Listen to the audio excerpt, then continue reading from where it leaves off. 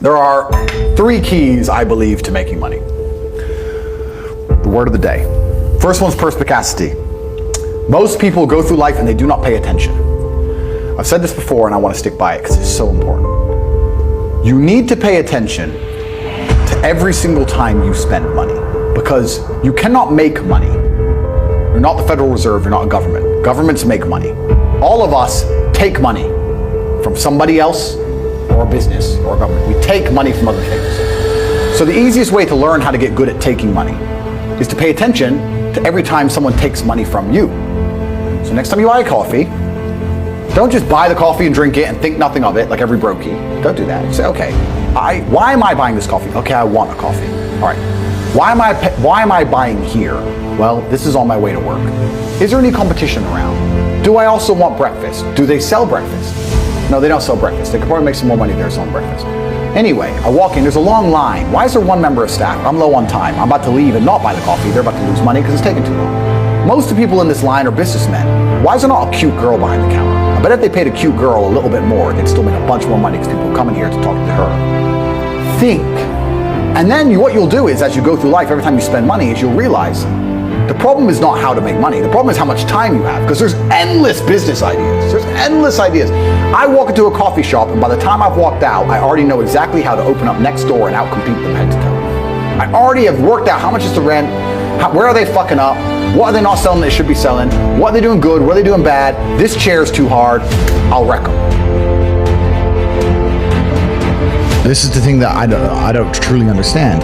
If I'm unhappy with something and I'm uncomfortable with something, I fix it. Yeah. That's endless motivation, which I don't truly believe in as a concept, but that's endless fuel for the fire. Right. If I was unhappy with something about myself, regardless of what it was, I would be able to take all of that discomfort and turn it into endless energy to get the problem fixed. Yeah, exactly. But these people seem to it's okay to be unhappy. Yeah, well, these people seem to sit and say, I'm really unhappy with X, but then stay doing X. So I don't believe they're truly actually unhappy. What you'll notice if you live life long enough is that somebody will sit and say to you, I'm unhappy being a loser. You say, why are you a loser? I just sit at home and play video games 7 days a week. And you're like, okay. And maybe 3 days of the week they're unhappy doing that. And that's the time they email you, and that's the time they want to make a change. But 4 days of the week, they don't really, it doesn't really bother them. It doesn't really bother them. Because if it bothered them 7 days a week, guess what? They would fix it. Correct. So I have very little sympathy for people. And that's not because I'm not a nice person, but it's because I've been so hard on myself, and I've been through so many things that were difficult, and I've been through so much pain and trauma myself, some of it self-inflicted, some of it given to me by God to make me a better person. But I've been so difficult on myself. It's very hard for me to look at somebody who's refused to be difficult on themselves and see them as my equal or feel sympathy or pity for them.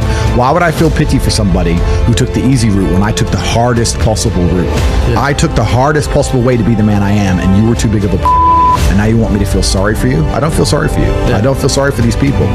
And because as a man, you can be anything you decide you want to be. That's the beauty of being a male. You can build your character completely from the ground up, just like a video game. Every single thing about me that people respect, I built. I was not born a world champion kickboxer. I was not born this intelligent or intellectual. I was not born this rich. I was not born this strong. I was not born this confident. I was not born this interesting. I was not born this charismatic and humble and gorgeous and tall and strong and sexy. I was not born none of these things. I became these things myself. So I deserve all the spoils of war. And anybody who decides they don't want to work hard enough to become those things, then they deserve to sit and accept they're my inferior. That's their problem. Every building is owned. These are skyscrapers. Billions. Every apartment nowadays is a million. You drive down a street in London, you're driving past trillions of dollars. There's money everywhere. It's all around us. When I was broke, I thought that the world was broke. I thought that there was no money. And then I got rich and realized that I was completely and utterly wrong. There's so much money. It's everywhere. If I go to try and buy a plane or a jet, they're always sold out. My yacht is a fucking 6-year waiting list. I want a Bugatti, they launch it, the email comes to my email address, 2 minutes later, gone. Like, there's so much money. If I want a diamond watch, or $1 million watch, or $1 million Rolex, you can't get this stuff. There is so much money out there. Once you get to a certain echelon, you realize there's money fucking everywhere. So there's plenty of money in the world. People with no money are just not very good at taking it. Everyone understands this. Your network is your net worth. You're the sum of the 5 people you spend the most time with. Everybody understands this. And then they still hang around with fucking losers. Because they're dummies. You're right, I am the sum of the 5 people I spend the most time with. Anyway, this is my friend Nick. He's so funny when we go drinking because he gets really drunk. Losers. Third is to identify the reason why you don't have as much money as you want so far. And there's one of 3 reasons. You are either lazy, stupid, or arrogant. Those are the only 3 reasons anyone's poor. And you have to identify and choose which one it is. The majority of people are not the one they think they are. The majority of people are the one I'm about to say. So let's start with lazy. There are a lot of lazy people. The unfortunate reality about money is that you are competing. So it's player versus player. It's like anything. If you want that beautiful girl, so does everyone else. You have to win the competition. You want that car, you have to get it first. You want that money, everyone wants that money. You have to compete. It's competitive. Business is competitive. You are competing against people like me. You're competing against people like the people in my network. You're competing about people who only talk about money, who understand money very well, who operate in jurisdictions all around the planet, who are extremely well connected, who know things before you know them, who have mass influence and mass power and mass resource. You're competing against me. This is what you must understand. You're not waking up going, I want to make some money. You're competing against people like me. You're competing against billionaires. You're competing against hedge funds. How do these hedge funds keep growing? Where are they getting that money from? From the brokies. They're robbing you. They're robbing all the poor people from the pension fund, dummy. That's where they get it from. This is who you're competing against. So the competition is absolutely and utterly fierce. Understanding that you're a man with a small pistol up against a mighty army. If you want to add a little bit of laziness on top, you're fucked. So when I say people are lazy, they go, I'm not lazy, I work hard every day. You work 8 hours a day? You work 8? The fuck? If I'm awake, I'm working.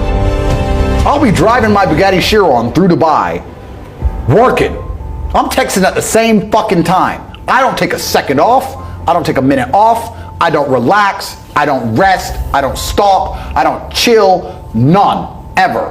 I'm either asleep or at work. That's it. Second I wake up, I check my phone, I begin working. I go to the gym in between sets, I am working.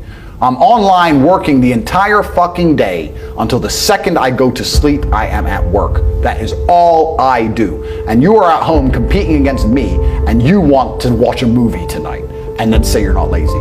You're fucking lazy and you're gonna lose forever.